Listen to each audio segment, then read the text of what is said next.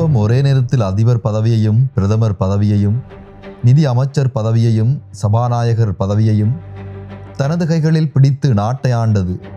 ஆனால் அந்த ஆட்சியின் நிழலில் கோடிக்கணக்கான சாமானிய மக்கள் எரிபொருளுக்காக, மருந்துக்காக, ஒருவேளை உணவுக்காக கூட தெருவில் மணிக்கணக்கில் வரிசையில் நிற்க வேண்டிய நிர்பந்தம் ஏற்பட்டது.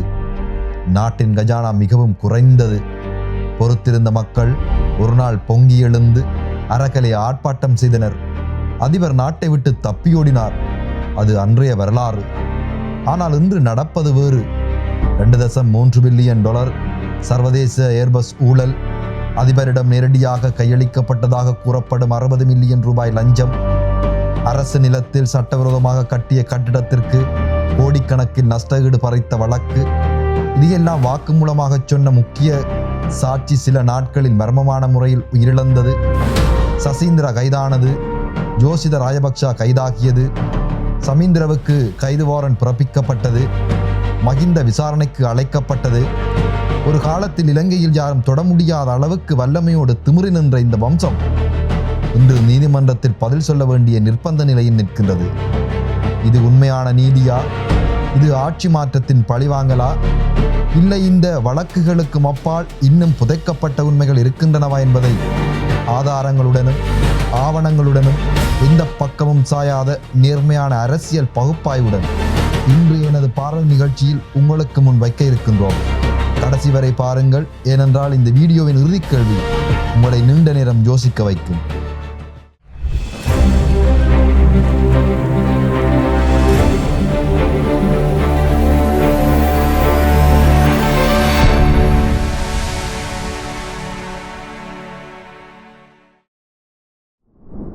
இலங்கையின் அரசியலில் வரலாற்றில் அதிகம் பேசப்பட்டதும் கடுமையான சர்ச்சைகளை ஏற்படுத்தியதுமான ஊழல் மற்றும் அதிகார துஷ்பிரயோக குற்றச்சாட்டுகள் குறித்து இந்த பகுதியில் விரிவாக ஆராய்கின்றோம். சசீந்திர ராஜபக்ஷ வழக்கின் பின்னணி, ஏர்பஸ் விமான கொள்முதல் ஊழலின் பரிமாணங்கள், நாமல் மற்றும் ஜோசித ராஜபக்ஷ ஆகியோருக்கு எதிரான முன்வைக்கப்பட்ட வழக்குகள், கோட்டபய மற்றும் மஹிந்த ராஜபக்ஷ மீது முன்னெடுக்கப்பட்ட விசாரணைகள் ஆகியவற்றை இன்றைய எனது பார்வை நிகழ்ச்சியில் விரிவாக பார்க்க இருக்கின்றோம். இப்போது நாம் இந்த ஊழல் எதிர்ப்பு பிரச்சாரத்தின் மிக முக்கியமான ஒரு வழக்கை ஆழமாக பார்க்கலாம். சசீந்திர ராஜபக்ஷ முனராகலை மாவட்டத்தின் முன்னாள் நாடாளுமன்ற உறுப்பினர் மற்றும் முன்னாள் மாகாண சபை அமைச்சராக இருந்தார். அவர் முன்னாள் சபாநாயகர் சமல் ராஜபக்ஷவின் மூத்த மகன். மேலும் முன்னாள் அதிபர்களான மஹிந்த மற்றும் கோட்டபய ராஜபக்ஷவின் சகோதரர் மகன். 2025 ஆண்டு ஆகஸ்ட் மாதம் 6ஆம் தேதி சசீந்திர ராஜபக்ஷ லஞ்ச ஊழல் ஆணைக்குழுவின் அதிகாரிகளால் கைது செய்யப்பட்டார். இது ஒரு வரலாற்று முக்கியத்துவம் வாய்ந்த நிகழ்வு. அனுரகுமார திசாநாயக்க அரசாங்கம் ஆட்சிக்கு வந்த பின்னர் கைது செய்யப்பட்ட முதல் ராஜபக்ஷ குடும்ப அங்கத்தினரின் முதலாள் இந்த சசீந்திர ராஜபக்ஷ தான். 2022 ஆண்டு மே மாதம் 9ஆம் தேதி அரகலை எழுச்சியின் போது செவனகலியில் உள்ள கிரியப்பன்வே பகுதியில் ஒரு கட்டிடம் எரிக்கப்பட்டது. இந்த கட்டிடம் சசீந்திர ராஜபக்ஷவின் அரசியல் அலுவலகமாக பயன்படுத்தப்பட்டது. ஆனால் இந்த நிலம் உண்மையில் இலங்கை மகாவலி அதிகார சபைக்கு சொந்தமானது. அதாவது அரசு நிலத்தில் சட்டவிரோதமாக கட்டப்பட்ட ஒரு கட்டிடம்.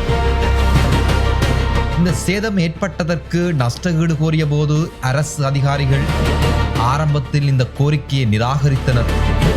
ஏனென்றால் நிலம் அரசுக்கு சொந்தமானது என்பது தெளிவாக தெரிந்தது. ஆனால் சசீந்திர ராஜபக்ஷ தனது அதிகார பதவியை பயன்படுத்தி நஷ்டஈட்டு அலுவலகத்தின் அதிகாரிகளை அழுத்தம் கொடுத்து நஷ்டஈட்டை வாங்க வைத்ததாக குற்றம் சாட்டப்பட்டது. மொத்தம் 88,50,000 ரூபாய் இந்த முறையில் பெறப்பட்டதாக லஞ்ச ஆணைக்குழு கூறுகின்றது. சுவாரஸ்யமான விஷயம் என்னவென்றால், இந்த நஷ்டஈடு சசீந்திராவின் பெயரில் நேரடியாக வழங்கப்படவில்லை. அதற்கு பதிலாக மனோஜ் கேமலால் ஏக்கநாயக்க என்ற சசீந்திராவின் ஊழியர் ஒருவரின் பெயரில் இந்த நஷ்டஈடு வழங்கப்பட்டது.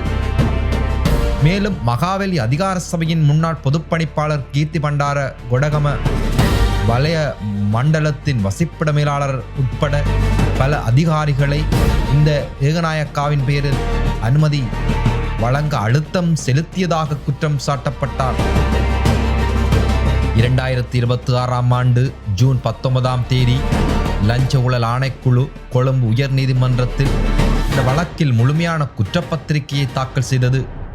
சசீந்திர ராயபக்ஷ, சேபாலிக சுமன் குமாரி நஷ்டஈட்டு அலுவலகத்தின் முன்னாள் பதில் பொது மற்றும் கீர்த்தி பண்டார கொடம ஆகிய மூவர் மீது 10 குற்றச்சாட்டுகள் தாக்கல் செய்யப்பட்டுள்ளன. 30 சாட்சிகள் பட்டியலிடப்பட்டுள்ளனர். 38 ஆவணங்கள் ஆதாரமாக சமர்ப்பிக்கப்பட்டுள்ளன. சசீந்திர ராயபக்ஷ மீது பொது சொத்து சட்டத்தின் கீழ் கூடுதல் குற்றச்சாட்டுகள் சுமத்தப்பட்டுள்ளன. மகாவலி அதிகார சபையின் சொத்தை முறையற்ற முறையில் கையகப்படுத்தியதாக இந்த வழக்கில் ஒரு மனிதாயமான கோணமும் உள்ளது. சசீந்திராவின் வழக்கறிஞர்கள் அவருக்கு கடுமையான தூக்கத்தில் சுவாசத்தடை என்ற நோய் இருப்பதாகவும் சுவாச உதவி கருவியில்லாமல் காவலில் இருந்தால் அவரின் நிலை மோசமடைந்ததாகவும் வாதிட்டனர். உயர் இரத்த அழுத்தத்திற்காக மருத்துவமனையில் அனுமதிக்கப்பட்டதாகவும் அக்டோபர் மாதம் சட்டப்படிப்பின் முதலாவது ஆண்டு தேர்வில் கல்வி கற்க உள்ளதாகவும் கூறி மனிதாபிமான அடிப்படையில் பிணை கோரினர். ஆனால் லஞ்ச ஊழல் ஆணைக்குழு இந்த பிணை கோரிக்கையை எதிர்த்தது. அவர் விடுவிக்கப்பட்டால் சாட்சிகளை பாதிக்கக்கூடும், விசாரணைக்கு தடையாக இருக்கக்கூடும் என்ற காரணம் கூறப்பட்டது. இந்த வழக்கு இலங்கையின் அரசியல் சூழலில் ஒரு குறியீடாக பார்க்கப்படுகிறது. அதிகார பதவியில் இருந்த ஒரு ராயபக்ஷ குடும்ப அங்கத்தினர் தனிப்பட்ட நீதி ஆதாயத்திற்காக பயன்படுத்தினரா என்ற கேள்வி எழுகின்றது. இப்போது நாம் இலங்கையின் வரலாற்றிலேயே மிகப்பெரிய சர்வதேச ஊழல் வழக்குகளில் ஒன்றை பற்றி பார்க்கலாம். இந்த வழக்கின் வேர் 2012 முதல் 2013ஆம் ஆண்டுகள் செல்லுகின்றது.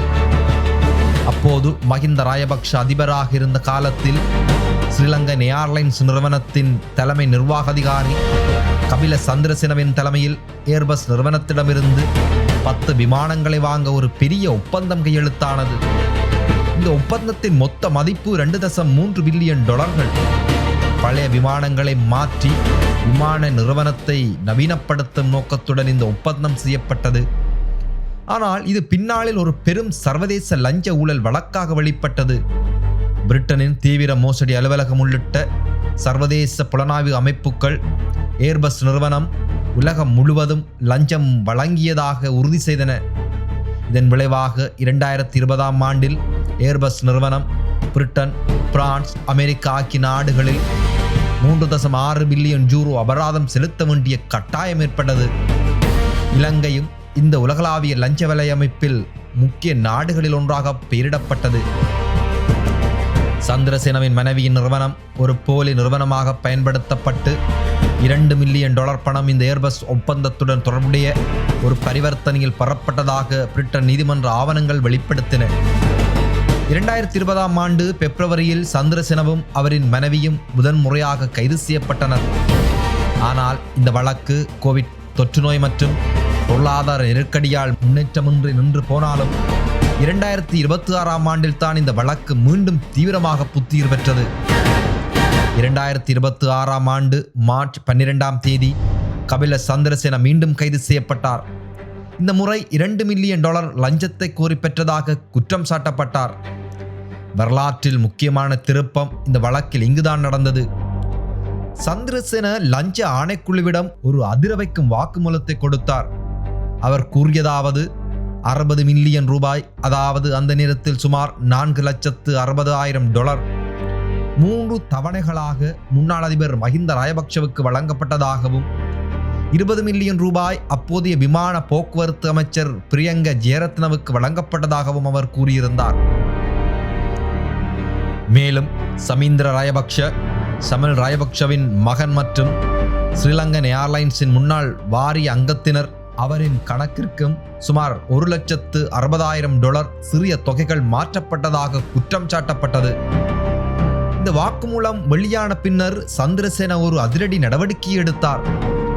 அவர் ஒரு பிரமாண பத்திரத்தை வெளியிட்டு தனது வாக்குமூலம் தனது விருப்பத்துடன் கொடுக்கப்படவில்லை என்றும் அச்சுறுத்தலின் கீழ் கொடுக்கப்பட்டது என்றும் தனக்கு வழக்கறிஞரை அணுக அனுமதிக்கப்படவில்லை என்றும் மஹிந்த ராயபக்ஷ, நாமல் ராயபக்ஷ, அவரின் மனைவி ஆகியோரின் பெயர்களை சொல்ல தனக்கு அழுத்தம் கொடுக்கப்பட்டது என்றும் கூறினார். இந்த திரும்பல் வழக்கை இன்னும் சிக்கலாக்கியது. யார் உண்மை சொல்லுகிறார்கள் என்பது நீதிமன்றத்தில் இப்போது விசாரிக்கப்பட வேண்டிய கேள்வியாக மாறியது. மஹிந்த ராயபக்ஷவின் சார்பு பிரதிநிதி இந்த குற்றச்சாட்டை மறுத்திருந்தார். 2026ஆம் ஆண்டு மே மாதம் 10ஆம் தேதி மஹிந்த ராயபக்ஷ, நான் நாளை போவேன், நிச்சயமாக போவேன், எங்களை அடக்குவது எளிதல்ல என்று கூறி லஞ்ச ஆணைக்குழு முன் ஆஜராக சம்மதம் தெரிவித்திருந்தார். அவருடன் முன்னாள் விமான போக்குவரத்து அமைச்சர் பிரியங்க ஜெயரத்ன, முன்னாள் ஸ்ரீலங்கன் ஏர்லைன்ஸ் வாரிய அங்கத்தினர் நீலி கமகே ஆகியோரும் விசாரணை ஆணையத்தின் முன்னால் ஆஜராக வேண்டும் என்று அழைப்பாணை அனுப்பப்பட்டது. இந்த வழக்கில் ஒரு துயரமான திருப்பமும் நடந்தது. 2026ஆம் ஆண்டு மே 5ஆம் தேதி பிணையில் விடுவிக்கப்பட்ட சந்திரசேன 2 நபர்களுக்கு லஞ்சம் கொடுத்து தனக்கு பிணை பெற்றுத்தர முயன்றதாக குற்றம் சாட்டப்பட்டு மே 7ஆம் தேதி மீண்டும் கைது செய்யப்பட்டார். துரதிருஷ்டவசமாக இந்த ஏர்பஸ் ஊழல் வழக்கின் முக்கிய சாட்சியான கபில சந்திரசேன பின்னர் இறந்த நிலையில் கண்டுபிடிக்கப்பட்டார். இந்த மரணம் வழக்கை இன்னும் சர்ச்சைக்குரியதாக மாற்றியுள்ளது. பல சமூக ஆர்வலர்கள் இந்த மரணத்தின் சூழ்நிலையை கேள்விக்குறியாக்கியுள்ளனர். ஏனென்றால் இவர் முக்கிய அரசியல் பிரமுகர்களின் பெயர்களை வாக்குமூலத்தில் கொடுத்திருந்தார் என்பது. நாமல் ராயபக்ஷவும் இந்த வழக்கில் தொடர்பு கொண்டுள்ளார். ஒரு அரசு சாட்சியின் வாக்குமூலத்தின் அடிப்படையில் இந்த ஒப்பந்தத்துடன் தொடர்புடைய பண பரிவர்த்தனைகளை எளிதாக்கியதாக கூறப்பட்டு அவர் CID குற்றப்புலனாய்வு திணைக்கள அதிகாரிகளால் 4 மணி நேரத்திற்கு மேலாக கேள்வி கேட்கப்பட்டார். நாமல் ராயபக்ஷ இந்த குற்றச்சாட்டுக்களை கடுமையாக மறுத்திருந்தார். இந்த வழக்கின் சர்வதேச பரிமாணமும் முக்கியமானது. 2025ஆம் ஆண்டில் நியமிக்கப்பட்ட ஸ்ரீலங்கன் ஏர்லைன்ஸின் புதிய நிர்வாகம் இந்த ஊழலினால் விமான நிறுவனத்துக்கு ஏற்பட்ட நஷ்ட ஈட்டுக்கு ஏர்பஸ் நிறுவனத்திடம் $232.6 மில்லியன் நஷ்ட ஈடு கோரியுள்ளது. இந்த ஏர்பஸ் வழக்கு காட்டுவது என்னவென்றால், ராயபக்ஷ குடும்ப ஊழல் வழக்குகள் என்பது வெறும் தேசிய மட்ட பிரச்சனை அல்ல. இது சர்வதேச நிறுவனங்கள், சர்வதேச சட்ட அமலாக்கம் மற்றும் பல நாடுகளில் பரவியுள்ள நிதி வலையமைப்புகளுடன் தொடர்புடைய ஒரு பெரிய சிக்கலான வழக்கு. ஏர்பஸ் வழக்கை தவிர ராயபக்ஷ குடும்பத்தின் இளைய தலைமுறையினர் மீது பல வழக்குகள் தொடர்ந்து விசாரிக்கப்படுகின்றன. நாமல் ராயபக்ஷ மஹிந்த ராயபக்ஷவின் மகன் தற்போது ஒரு நாடாளுமன்ற உறுப்பினராக உள்ளார். அவர் மீது பல ஆண்டுகளாக பல்வேறு வகையான ஊழல் குற்றச்சாட்டுகள் வந்துள்ளன. ஆஸ்திரேலியா நிறுவனமான அஸ்பென் மெடிக்கல் நிறுவனத்திடமிருந்து பெறப்பட்டதாக கூறப்படும் 1 மில்லியன் யூரோவுக்கும் அதிகமான தொகை மற்றும் ஏர்பஸ் ஒப்பந்தத்துடன் தொடர்புடைய கமிஷன் தொகை குற்றச்சாட்டுகள் ஆகியவை இதில் அடங்கும். அவரும் இந்த குற்றச்சாட்டுகளை தொடர்ந்து மறுத்து வருகின்றார். ஜோசித ராயபக்ஷ மஹிந்த ராயபக்ஷவின் இன்னொரு மகன் மற்றும் முன்னாள் கடற்படை அதிகாரி பணம் மோசடி தடுப்புச் சட்டத்தின் கீழ் விசாரிக்கப்பட்டார். கொழும்பிற்கு அருகிலுள்ள ரத்னமலையில் சுமார் 34 மில்லியன் ரூபாய் சட்டவிரோத நிதியுடன் தொடர்புடைய ஒரு நிலம் வாங்கிய வழக்கில் இவர் கைது செய்யப்பட்டார். அவருக்கு 50 மில்லியன் ரூபாய் வீதம் 2 பிணை உத்தரவாதங்களின் கீழ் பிணை வழங்கப்பட்டது. சமீந்திர ராயபக்ஷ சமல் ராயபக்ஷவின் மகன் ஏர்பஸ் ஊழல் வழக்கில் சிறிய தொகை பெற்றதாக குற்றம் சாட்டப்பட்டார். நீதிமன்ற நடைமுறைகளுக்கு ஆஜராகாமல் இருந்ததால் அவருக்கும் ஸ்ரீலங்கன் ஏர்லைன்ஸின் முன்னாள் தலைவர் கபில சந்திரசேனவின் மனைவி பிரியங்கா நியோமிலி விஜய நாயக்காவுக்கும் கொழும்பு மஜிஸ்ட்ரேட் நீதிமன்றம் திறந்த விடியானை வெளியிட்டது. இந்த உத்தரவு இலங்கையின் அனைத்து விமான நிலையங்களுக்கும் அனுப்பப்பட்டு இவர்கள் நாட்டிற்கு வந்தால் உடனடியாக கைது செய்யுமாறு குடிவரவு கட்டுப்பாட்டாளருக்கு அறிவிக்கப்பட்டது. இது தவிர கோட்டாபய ராயபக்ஷவும் விசாரணைகளிலிருந்து தப்பவில்லை. 2025ஆம் ஆண்டு ஜனவரியில் கோட்டாபய ராயபக்ஷ கதிர்காமத்தில் உள்ள ஒரு சொத்து வழக்கில் காவல்துறையால் கேள்வி கேட்கப்பட்டார். அனுரகுமார திசாநாயக்க அரசாங்கம் ஆட்சிக்கு வந்த பின்னர் கேள்வி கேட்கப்பட்ட மிக உயர் பதவியில் இருந்த ராயபக்ஷ குடும்ப அங்கத்தினவர் இவர்தான். இப்போது நாம் இந்த விடயத்தின் மிக முக்கியமான அரசியல் கேள்விக்கு வருவோம். இந்த வழக்குகள் அனைத்தும் உண்மையான நீதி நிறைவேற்றலா அல்லது அரசியல் பழிவாங்கலா? இந்த கேள்விக்கு இரு தெளிவான பார்வைகள் உள்ளன. ஒரு பக்கம் NVP அரசாங்கத்தின் ஆதரவாளர்கள் வாதிடுவது இந்த வழக்குகள் நீண்ட காலமாக தாமதமான நீதி நிறைவேற்றலின் ஒரு பகுதி என்று. ராயபக்ஷ ஆட்சியின் காலத்தில் தொடங்கப்பட்ட பல வழக்குகள் அதிகார பலத்தாலும் ஆட்சியில் தலையீட்டாலும் ஆண்டு கணக்கில் முன்னேறாமல் தடுத்து நிறுத்தப்பட்டிருந்தன. உண்மையில் 2022ஆம் ஆண்டு டெய்லி மிரர் செய்தித்தாளின் ஒரு கட்டுரை கோட்டபாய ராயபக்ஷ, மஹிந்த ராயபக்ஷ, ஜோசித ராயபக்ஷ, பெசில் ராயபக்ஷ, நாமல் ராயபக்ஷ ஆகியோர் மீதான பல சொத்து வழக்குகள் 2015 மற்றும் 2016ஆம் ஆண்டுகளில் தாக்கல் செய்யப்பட்டவை அரசியல் அழுத்தத்தின் காரணமாக மூடப்பட்டதாக வெளிப்படுத்தியிருந்தது. இந்த பழைய வழக்குகளை மீண்டும் திறந்து விசாரிப்பது அரசியல் பழிவாங்கல் அல்ல, மறக்கப்பட்ட நீதியை மீண்டும் நிலைநிறுத்துவதே என்று இவர்கள் வாதாடுகின்றனர். மறுபக்கம் ராயபக்ஷ ஆதரவாளர்களுடன் சில நடுநிலை விமர்சகர்களும் இந்த வழக்குகளின் நேரம் மற்றும் தேர்ந்தெடுக்கப்பட்ட இலக்குகள் கேள்விக்குறியானவை என்று கூறுகின்றனர். நாமல் ராயபக்ஷ கூறியதைப் போல ஒரு குறிப்பிட்ட குடும்பத்தினர் மீது மட்டும் கவனம் செலுத்தும் போது அது தேர்ந்தெடுக்கப்பட்ட நீதி என்ற விமர்சனத்தை எழுப்புகின்றது. இலங்கையின் அரசியல் வரலாற்றில் ஆட்சி மாறும்போதெல்லாம் முந்தைய ஆட்சியாளர்கள் மீது வழக்குகள் தொடர்ந்து வந்துள்ளன. இது ஒரு தண்டிக்கும் அரசியல் கலாச்சாரத்தின் தொடர்ச்சியா என்ற கேள்வியும் எழுகின்றது. ஒரு முக்கிய நடுநிலை அவதானிப்பு இதுதான். ஒரு வழக்கு அரசியல் உள்நோக்கத்துடன் தொடர்புபட்டிருந்தாலும் அதன் ஆதாரங்கள் சட்டப்படி உறுதியானவையாக இருந்தால் அந்த வழக்கின் நீதிமன்ற முடிவு செல்லுபடியாகும். வழக்கின் அரசியல் பின்னணியும் அதன் சட்ட தகுதியும் வேறு விஷயங்கள். சசீந்திர ராயபக்ஷ வழக்கில் இருப்பதைப் போல ஆவணப்படுத்தப்பட்ட நிதி பரிவர்த்தனைகள், சாட்சிகள் மற்றும் அரச பதவிகள் இருந்தால் அரசியல் சூழலில் எதுவாக இருந்தாலும் அவை வழக்கின் சட்டபலத்தை ஆதரிக்கின்றன. இலங்கையின் நீதி அமைப்பு மிக மெதுவாக செயல்படுகின்றது. சசீந்திர ராயபக்ஷ 2025 ஆகஸ்டில் கைது செய்யப்பட்டார். ஆனால் முழுமையான குற்றப்பத்திரிகை 2026 ஜூனில் தான் தாக்கல் செய்யப்பட்டது. அதாவது 10 மாதங்களுக்கு மேலாகியுள்ளது வெறும் விசாரணைக்கு. நீதிமன்ற நடவடிக்கைகள் இன்னும் பல ஆண்டுகள் தொடரக்கூடும். இரண்டாவதாக, லஞ்ச ஆணைக்குழுவின் வளங்கள் குறைவு என்ற விமர்சனமும் உள்ளது. பல சிக்கலான நிதி குற்றவியல் வழக்குகளை விசாரிக்க தேவையான நிபுணத்துவம், தொழில்நுட்ப வளங்கள் மற்றும் பணியாளர்கள் போதுமான அளவு இல்லை என்று கூறப்படுகின்றது. மூன்றாவதாக, சாட்சிகள் பாதுகாப்பு பற்றிய கேள்விகள் எழுகின்றன. கபில சந்திரசேனவின் மரணம் அவர் முக்கிய அரசியல் பிரமுகர்களின் பெயர்களை வாக்குமூலத்தில் கொடுத்த பின்னர் ஏற்பட்டது. இந்த கேள்வியை இன்னும் தீவிரமாக்கியுள்ளது. சாட்சிகளுக்கு போதிய பாதுகாப்பு வழங்கப்படுகிறதா என்பது ஒரு கேள்விக்குறியாகவே உள்ளது.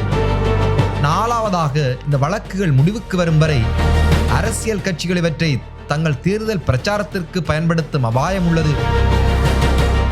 வழக்குகளின் முடிவுக்கு முன்னரே இவை அரசியல் ஆயுதங்களாக பயன்படுத்தப்படக்கூடும் என்ற அவதானிப்பும் சில ஆய்வாளர்களால் முன்வைக்கப்படுகின்றது. நண்பர்களே, இன்று நாம் பார்த்த இந்த விரிவான பகுப்பாய்வின் மூலம் ராயபக்ஷ குடும்ப ஊழல் வழக்குகள் என்பது வெறும் ஒரு குடும்பத்தின் கதையல்ல என்பது தெளிவாகின்றது. இது இலங்கை ஆட்சி அமைப்பின் கட்டமைப்பு பிரச்சனைகளை, அதிகார பதவியின் தவறான பயன்பாட்டை மற்றும் ஒரு நாடு தனது கடந்த காலத்துடன் எவ்வாறு நியாயமான முறையில் சமாளிக்கிறது என்ற பெரும் கேள்வியையும் பிரதிபலிக்கிறது. சசீந்திர ராயபக்ஷ வழக்கு இப்போது நீதிமன்றத்தில் தொடர்கின்றது.